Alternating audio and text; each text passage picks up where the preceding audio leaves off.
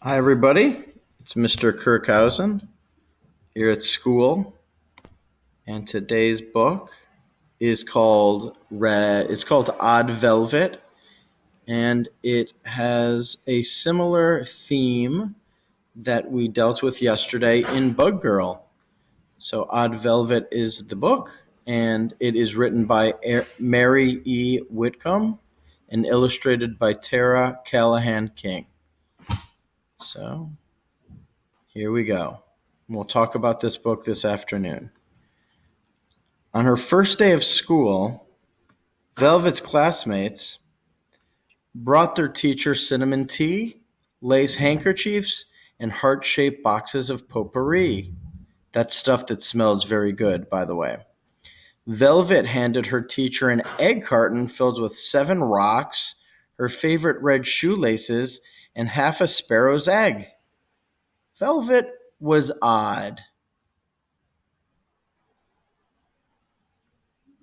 At lunchtime, Velvet not only carried a used brown paper bag, but inside of it were things like carrots and a butter sandwich, and she ate them. At recess, a few of the girls noticed that Velvet was not wearing a new dress, even though it was the beginning of a new school year. Where did she come from? They wondered aloud. All of this strangeness did not stop after the first day of school. In fact, it got worse. Velvet brought in a milkweed pod for show and tell. Luckily, 3 of the other girls brought in a talking doll, a wedding doll, and a crying doll, and saved the day.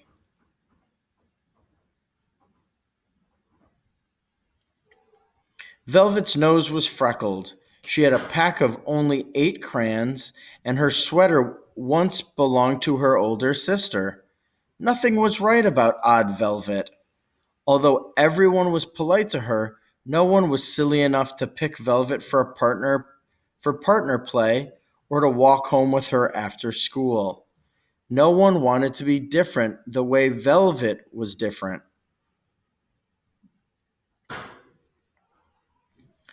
One day, on the day of the school field trip, the children were laughing and calling each other by their nicknames.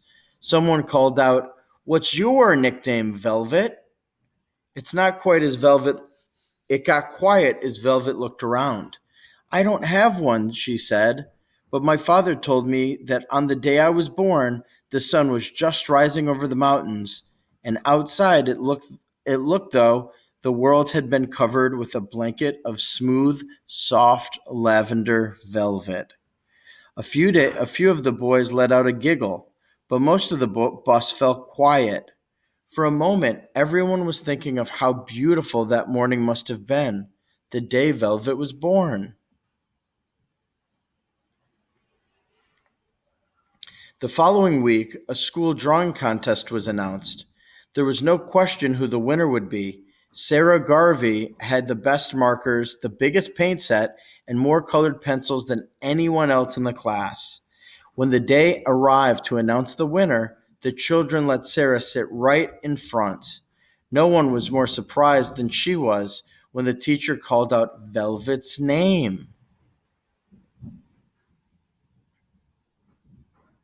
Velvet had drawn an apple. "It's just a piece of fruit," Sarah protested. Everyone stared at the picture. "It looks so real. I would like to eat it," someone said. "It seemed like you could pick it up," another child added. Sure enough, with just her 8 crayons, Velvet had drawn the most beautiful apple the children had ever seen. Look at that apple. It almost looks 3-dimensional, like you could touch it. Little by little, the things that Velvet said, the things that Velvet did began to make sense. The teacher had Velvet speak for 2 whole days about her rock collection. She even had ash from a real volcano. Still, on the day she handed out invitations to her birthday party, the whispering began. "I bet her house is old and dark," Sarah said. The thought of going to Velvet's house made everyone feel a little uneasy. Velvet lived in a tiny house at the end of a long road. There was no jungle gym or tetherball, just a tall swing hanging from a big old tree. At the door, Velvet's mom and dad politely asked the children in. There were no birthday magicians or wizards, not even a clown. But they got to turn Velvet's room into a castle. The royal subjects painted their faces and put glitter in their hair. They jumped high off the bed into the blue blanket moat. Velvet's sister made each of them golden crowns and colored jewels. They took turns wearing Velvet's royal cloak, which used to be a bed cover. They played cards and shot marbles. Velvet even showed them how to draw beautiful apples. On the last day of school, Velvet's classmates brought their teacher a handful of flowers, cards that they had made, and an impressive collection of nice-looking rocks. Velvet was different, but maybe that wasn't so odd after all. The end. So I hope you enjoyed this book.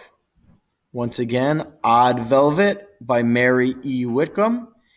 Please answer the questions that I provide you in the assignment on Google Classroom, and we will talk about Odd Velvet later this afternoon at 2:15.